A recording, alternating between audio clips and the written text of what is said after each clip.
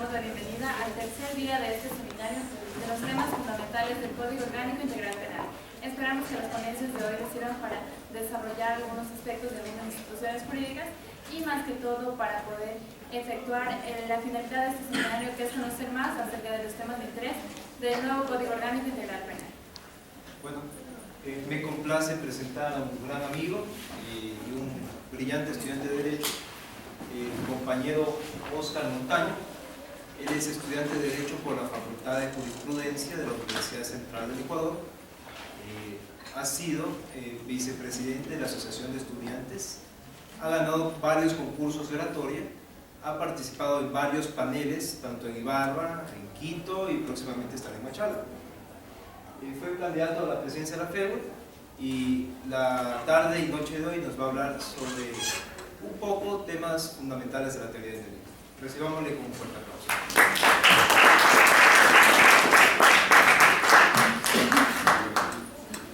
Bueno, muy buenas tardes, muchas gracias por la apertura. Soy una persona estudiante de la universidad que soy parte del Club de Debate del Derecho Penal. Y bueno, ayer mis compañeros ya hablaron en una exposición contundente respecto del por qué es necesario saber la teoría del delito para el ejercicio profesional de la carrera.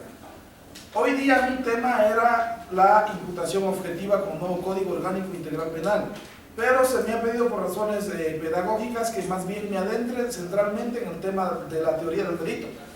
Tratar la teoría del delito en una hora es un poco complicado, pero vamos a ser lo más concretos posibles, lo más directas posibles, para poder extraer lo más útil para ustedes, como han sido las intervenciones anteriores.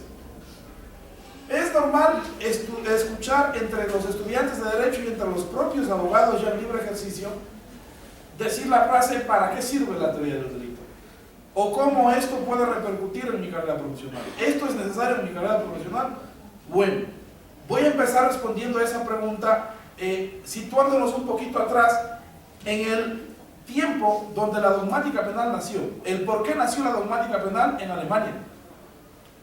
Es importante recordar primero que anteriormente la concepción penal propuesta por la escuela italiana tenía una inclinación biológica del delito.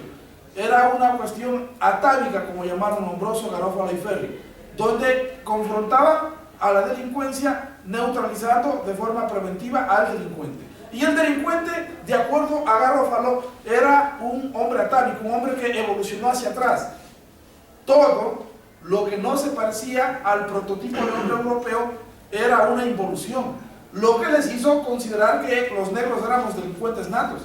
Y todo el perfil de las características biológicas de la tabla de Lombroso encajaba en que eran hombres peligrosos para la sociedad y por ello eran sancionados, inclusive ejecutados, sin cometer ningún peligro, sin cometer ningún delito, perdón. Eso es un derecho penal de autor, un derecho penal de peligrosidad, un derecho penal preventivo. Pero pronto, desde la Universidad de Oxford, Morgan es una persona que, rebatiendo las teorías centralmente de Lombroso, realiza un examen de las características fisiológicas de detenidos, supuestamente delincuentes de las cárceles y personas que estaban libres, y vio que no existía ninguna delincuencia.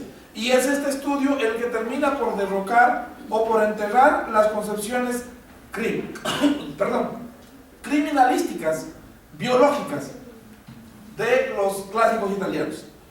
Como respuesta a ello, nos situamos en la situación política del Estado italiano en esa época y la situación política cuando nace la dogmática penal, porque la situación política venía en una discusión, en debate respecto a la teoría del Estado, de si es que era más importante el individuo o el Estado.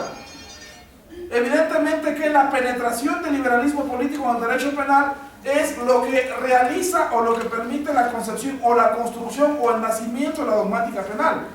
Una obra de principal importancia es la obra del contrato social de Rousseau. En ella se establece que el hombre firma un contrato con el Estado para que éste le garantice su protección.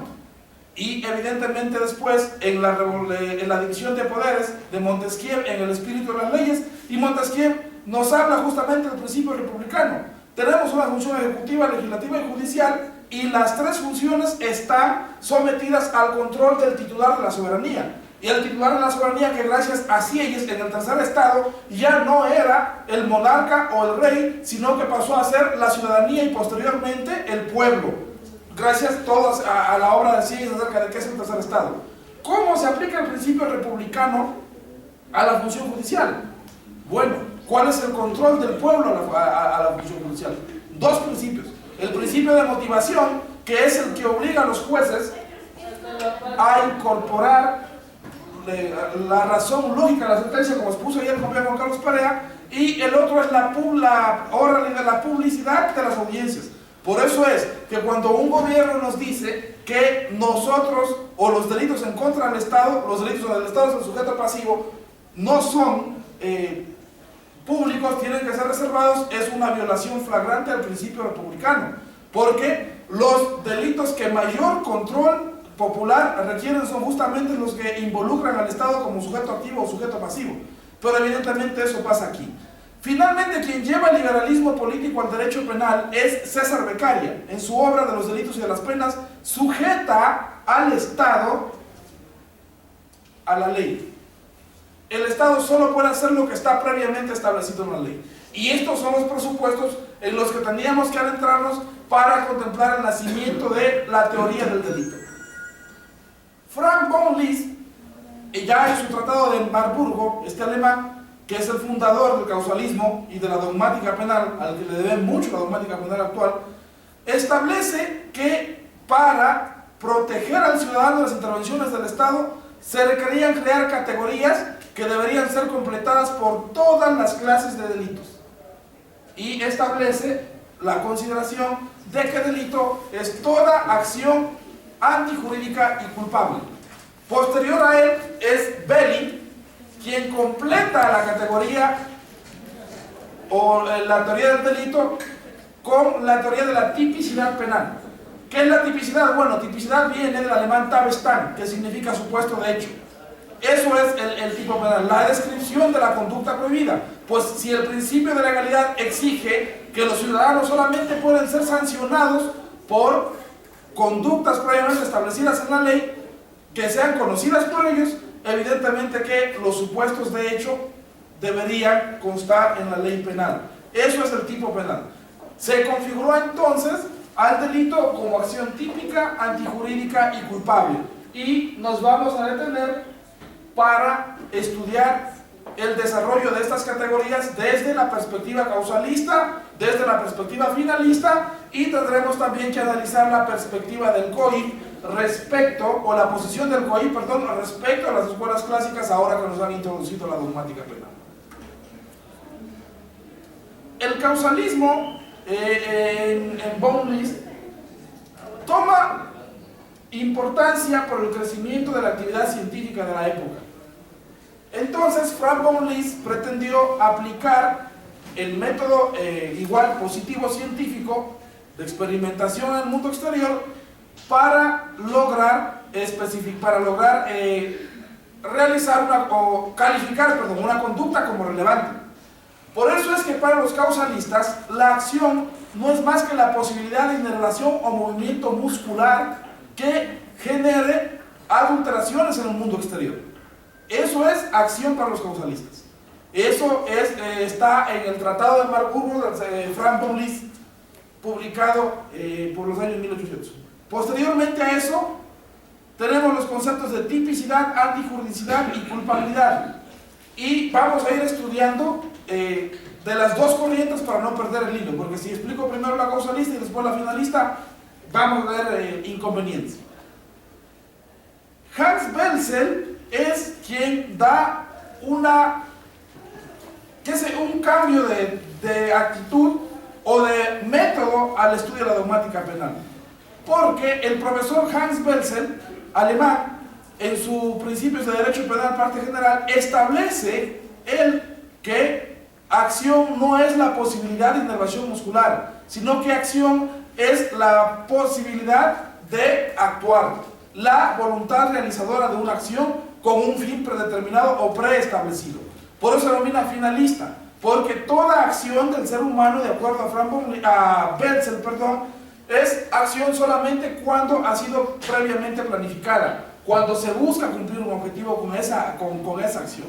Entonces, ya no es solamente la simple, para los finalistas ya no es únicamente la simple inervación muscular y la transformación del mundo exterior, es la transformación del mundo exterior siempre y cuando sea querida y deseada por el actor de dicha acción. Y solamente en ese caso, esa conducta vuelve o tiene relevancia penal. Es una conducta penalmente relevante. Solamente cuando el resultado o la modificación del mundo exterior es no solamente lo querido, sino también lo planificado por la gente que lo ejecuta. Entonces, con este concepto de acción, se reestructuró y se modificaron absolutamente todos los elementos o las categorías del delito por una situación. Primero, para los causalistas en el concepto de tipicidad, la tipicidad era la descripción de todos los elementos que tenía la conducta penalmente prohibida. ¿Y qué era para los causalistas la conducta penalmente prohibida? Era la modificación del mundo exterior que el derecho desaprobaba, que el derecho no quería que pase, descrita en la ley penal, y solamente se conformaba por elementos descriptivos del tipo penal. ¿Qué son los elementos descriptivos del tipo penal? Bueno, los elementos descriptivos del tipo penal son los que pueden ser percibidos por los sentidos en el mundo exterior. Entonces, el tipo penal causalista era un tipo meramente descriptivo, meramente objetivo y meramente valorativo. Con el concepto de acción de Betzel sucede una situación. Para los causalistas, en la categoría dogmática culpabilidad, se determinaba la culpabilidad en base a una relación psicológica entre el autor del hecho y el hecho. Y la relación psicológica tenía dos categorías, que son el dolo y la culpa. Con el causalismo, con el finalismo de Betzel, como se establece que acción solamente es relevante cuando los resultados son los queridos y planificados por la gente que los ejecuta, el dolo y la culpa se transfieren a el tipo penal y se deja la categoría culpabilidad desnuda, pero esa categoría la vamos a estudiar posteriormente. El tipo penal entonces ya no es meramente descriptivo. ¿Qué pasó para que Betzel llegue a estas conclusiones? Bueno, la corriente neokantiana, que es una continuación del causalismo, o que se llama postcausalismo, descubre su principal exponente, Meyer, elementos normativos del tipo penal. Acuérdense que ayer Juan Carlos y Diego ya hablaron de los elementos normativos del tipo penal. ¿Qué son estos elementos normativos del tipo penal? Son elementos que son parte del tipo penal, pero que no pueden ser percibidos por los sentidos, y que su dependencia en el tipo no es causada por la persona que comete el delito. Por ejemplo, la ajenidad de la cosa. Que la cosa sea ajena no depende del actor que sustrae la propiedad, y es un elemento que para ser comprendido tiene que hacerse mediante valoraciones y procesos de entendimiento. Esos son los elementos normativos del tipo penal. Y con el descubrimiento de estos elementos normativos en el tipo penal, se termina por completo la división bipartita de los causalistas. División que decía que todo lo objetivo, todo lo exterior, todo lo descriptivo esté en el injusto, esto es tipo y antijuricidad, y que la parte interna, la parte subjetiva, esté en la culpabilidad, porque con estos elementos normativos se descubrió que no eran objetivos, no eran descriptivos, pero eran parte del tipo penal. Por eso es que se transforma, o Betzel con su concepto de acción, se ve obligado a trasladar el dolo y la culpa a la tipicidad. ¿Cómo queda entonces en el finalismo constituido el tipo? Bueno, el tipo penal en el finalismo tiene una división de dos partes. La parte objetiva, que está conformada por el sujeto activo o el autor del delito, por el sujeto pasivo, por el objeto de la acción, por el bien jurídico protegido, perdón, y por la conducta enmarcada en el verbo rector. Y la parte subjetiva de la tipicidad, en cambio, se conforma o está conformada por el dolo y por la culpa. Entonces vamos a estudiar justamente los elementos del tipo objetivo primero. El sujeto activo es el autor del delito, para lo cual se establece una teoría propia distinta a la teoría del delito. La teoría de la autoría y participación, que tiene algunos exponentes, principalmente de Claude Roxin. La teoría de autoría y participación quiere determinar quiénes o qué personas genéricamente pueden ser acusadas de ser sujetos activos de un delito. Y ahí nos vamos a encontrar con muchas teorías porque ha habido una evolución histórica, pero brevemente voy a nombrar las más relevantes por el tiempo y porque además, de acuerdo a los expertos, para comprender teoría y participación habría que estudiarla aproximadamente por 20 años. Pero bueno, la primera teoría de autoría y participación es la de la causalidad psíquica y física. Y esta es una teoría que se realizó en base a la bipartición del delito, que todo lo interno o lo subjetivo estaba en la culpabilidad y todo lo externo quedaba en el injusto, tipicidad y antijuridicidad. ¿Qué nos decía esta teoría? Que quienes actuaban en el mundo físico eran autores directos y quienes actuaban en el mundo psíquico, en el mundo espiritual, eran partícipes, eran coautores o eran autores intelectuales, que esa teoría de la autoría intelectual se desarrolló posteriormente. Posteriormente a eso vino la teoría de la simultaneidad, que es la que actualmente se aplica en los países anglosajones. Esta teoría de la simultaneidad nos dice que quien actúa antes es autor intelectual, quien actúa simultáneamente es autor, y quien actúa posteriormente al delito es encubridor. Autor, cómplice y encubridor antes, ahora y después. Esa es la teoría que aplican actualmente en el common law. Pero bueno, como autoría y participación no es el tema específico que me asignó en la exposición, vamos a seguir estudiando los elementos del tipo objetivo de forma brevísima. El siguiente elemento en el tipo objetivo es el bien jurídico. ¿Qué es esto del bien jurídico? ¿Por qué el bien jurídico es importantísimo para los modelos garantistas y para el moderno derecho penal? ¿Qué se entiende por bien jurídico? Bueno, quien defiende el concepto de bien jurídico son principalmente los de la escuela de Bonn, cuyo principal exponente es el jurista alemán Bert Schunemann. Bert Schunemann, en su obra titulada Convivencia Social, Norma y Bien Jurídico, establece esta teoría individual del bien jurídico que es la aceptada, la concepción liberal, y establece que bienes jurídicos son todos los intereses sociales que garantizan la convivencia pacífica y que necesitan protección jurídica. Evidentemente que no se concibe actualmente un derecho penal que no proteja bienes jurídicos, porque si es que esa propuesta se diese, se terminaría por violar el principio de mínima intervención del derecho penal, ya que el derecho penal solamente puede utilizarse para o cuando existe lesión a bienes jurídicos y la reparación de esos bienes jurídicos no puede realizarse por otra vía legal menos grave, menos gravosa. Hay autores que se alejan del concepto de bien jurídico.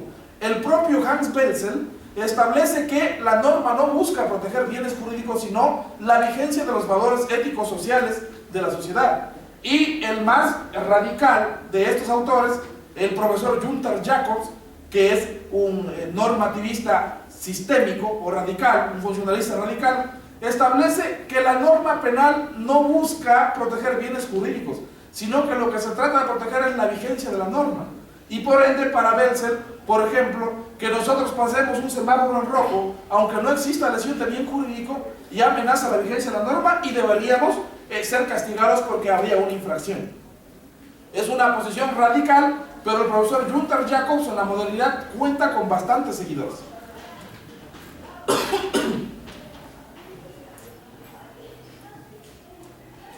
Vamos a pasar ya estudiando el sujeto activo, el bien jurídico. Es importante también determinar en la tipicidad la diferencia descubierta por Claude Roxin en su teoría de derecho penal parte general, de que no es lo mismo el objeto de la acción y el titular del bien jurídico o el sujeto pasivo.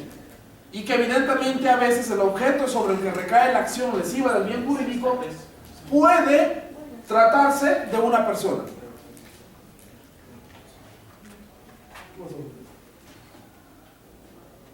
¿Cuál es la utilidad de esta distinción?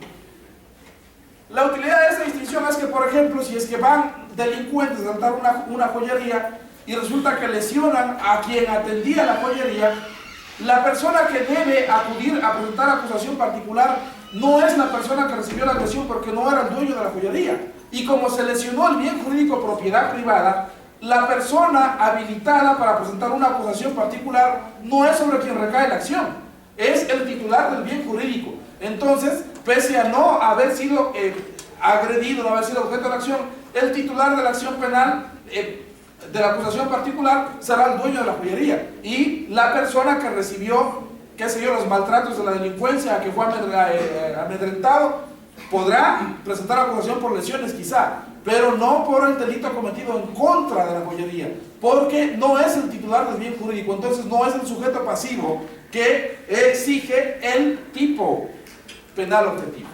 Evidentemente que esta distinción es muy valiosa para la práctica profesional, porque sí se presentan bastantes casos donde quienes denuncian o quienes presentan acusaciones particulares no son los titulares del bien jurídico lesionado. Solo el titular del bien jurídico puede proponer acusación particular en un proceso penal. ¿Qué sucede con la configuración berzeliana cuando el autor del delito no conoce los elementos objetivos de la tipicidad? Es lo que se denomina error de tipo. Se deben acordar quienes fueron penalistas del doctor Alexis Mera Giler, que dijo que el error de tipo y el error de prohibición tienen que eliminarse del COIP, porque tenía miedo que los abogados, que somos sinvergüenzas, íbamos a utilizar esa figura para liberar delincuentes.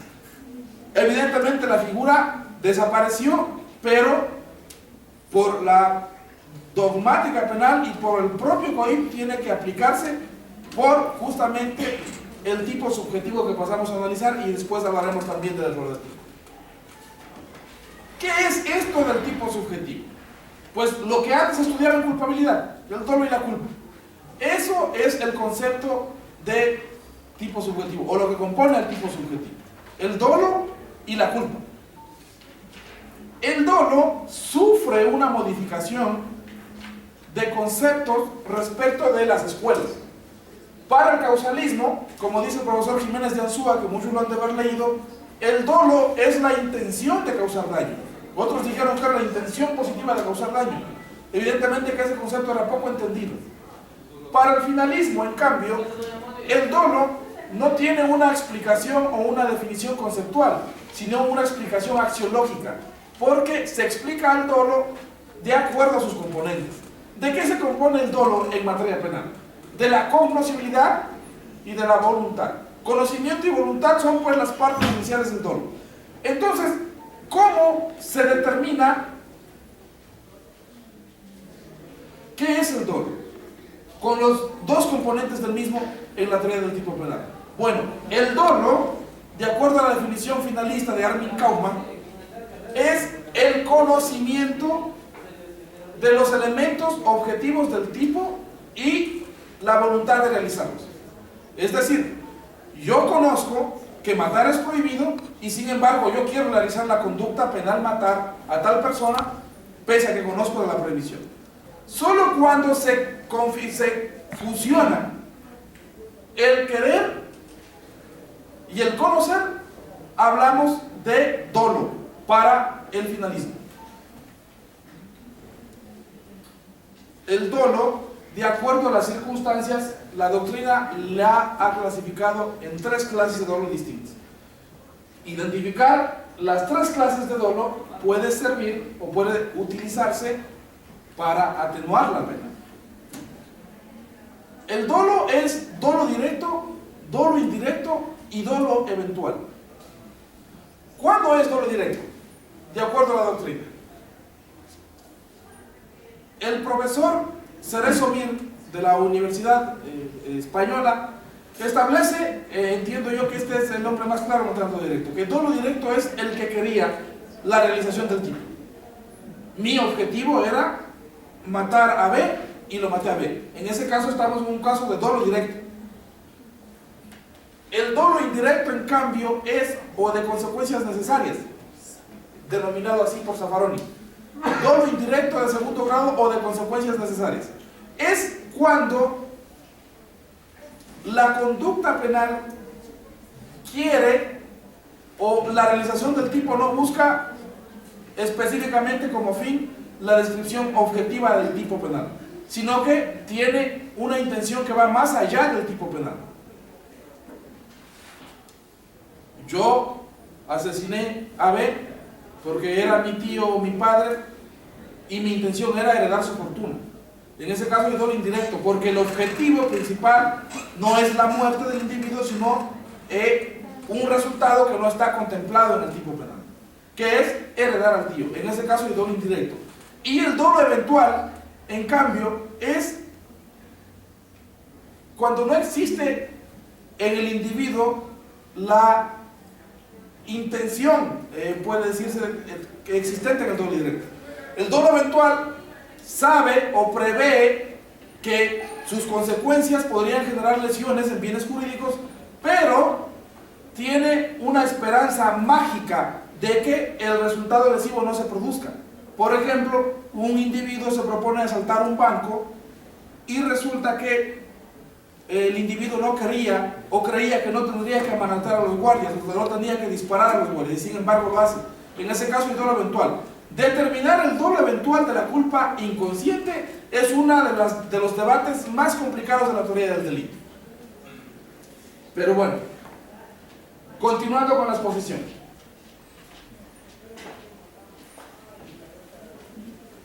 Si ya sabemos que en el finalismo el dolo es el saber y el querer los elementos del tipo objetivo, evidentemente, ¿qué tendremos que determinar ahora sí cuándo una persona puede ser imputada por sus actos? El finalismo contempla igual una premisa científica de causa-efecto, como era en el causalismo. Por esa razón, el resultado se separa del tipo penal. El resultado en la escuela finalista no es parte del tipo penal, sino que tiene que concurrir separado espacio y temporalmente de la acción. Por eso es que en el finalismo no se describen los resultados. ¿Cuándo entonces que existe un resultado separado de la acción? ¿Cuándo ese resultado puede ser atribuido a la acción de un autor? Es justamente las teorías del nexo causal. Y vamos a estudiar las tres teorías principales del nexo causal. La desarrollada por los causalistas, por Frank von Liszt, establecía que un resultado era producto de una acción, la famosa teoría de la condictio sine qua non, se denomina. ¿Qué era la conducta sine qua non? Que un resultado desaparecería con la supresión mental de la acción. En ese caso, vamos a poner ejemplos prácticos para hacerlo entender porque esto es medio confuso.